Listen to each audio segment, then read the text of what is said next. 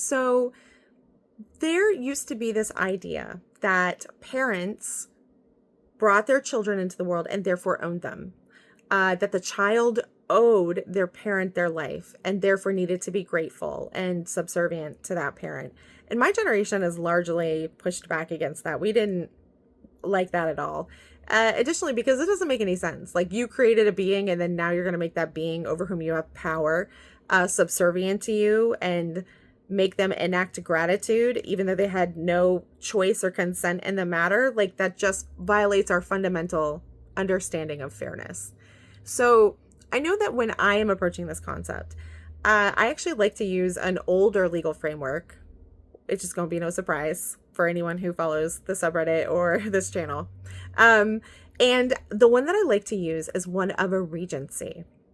So basically, in a regency, if a king died and he had an heir, the heir, if they were a child, would not be able to take over the throne. They would not be able to enact kingship yet because they weren't old enough. They didn't have enough experience, right? They're not an adult yet.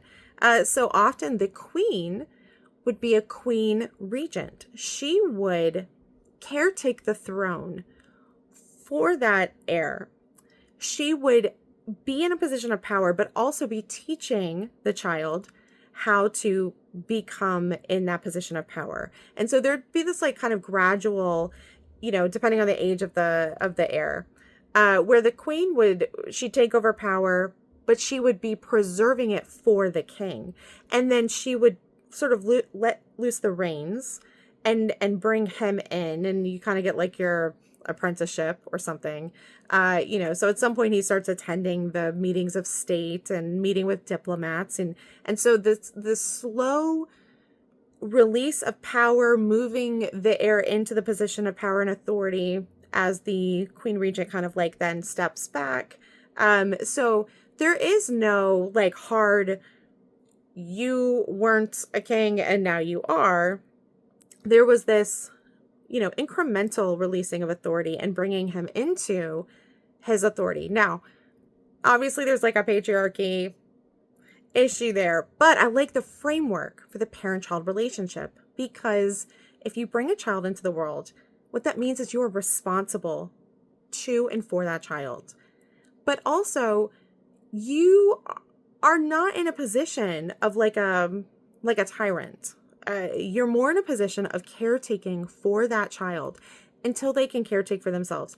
You're preserving their power and authority and using it for their benefit until they can take it on for themselves. And then you don't do this hard shift from one to the other. You incrementally bring them into their power and authority over themselves as you release incrementally, step by step. So by the time they become an adult, they've already been practicing, right, being responsible for themselves and being their own heir, I guess. And so I like this, like with my son, for example, like I'm teaching him driving, but you don't just like plop him in the car and be like, you're driving now.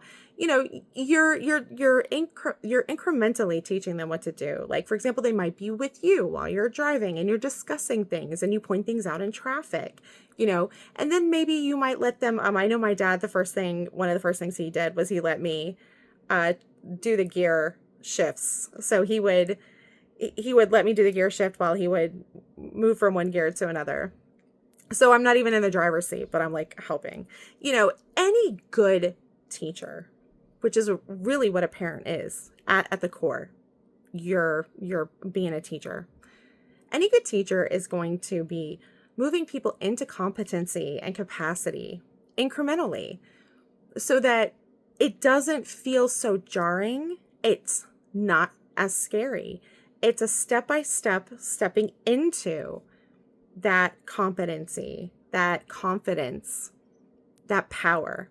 So when you have a child or when you are the child, your parent doesn't own you, but they are caretaking your power that one day you then take over. So you have power and authority over yourself. They are caretaking. They're a regent for that power that you one day will have over yourself. It is inappropriate in my opinion, under this framework, for a parent to continue to be exercising power over the child. Because at that point, you don't want a child, you want like a servant. The whole point of a child is that they become an adult. If you have the original cycle of family, which is that the children are taken care of by the parents, then the child grows up, then the child starts to take care of the parent. How does the child take care of the parent? If the parent never lets them become an adult, if the parent never lets them step into their power and authority. So even if you're looking at an old school traditional dynamic of this idea where, like, you know, children are like required, socially expected to take care of their parents, you have to let them step into their power to do that. There is no situation where you prevent that child from stepping into their power. If there's an issue in terms of like a child is fundamentally unable to, like maybe there's some kind of learning or mental handicap, that's a different situation. But for most people, you are raising your children to become adults. You're raising your children to be able to access their own power over not only themselves, but then to be able to use it to the benefit of others. And those others may include you, right? But this framework where I brought you into this world, I can take you out of it. No, that's a coercive framework, and it's abusive, and abusive parents love it. So if you're looking for a new framework of how to approach the parent-child dynamic, the Regency framework, in my opinion, is the best one. Anyway, I'll talk to you next time.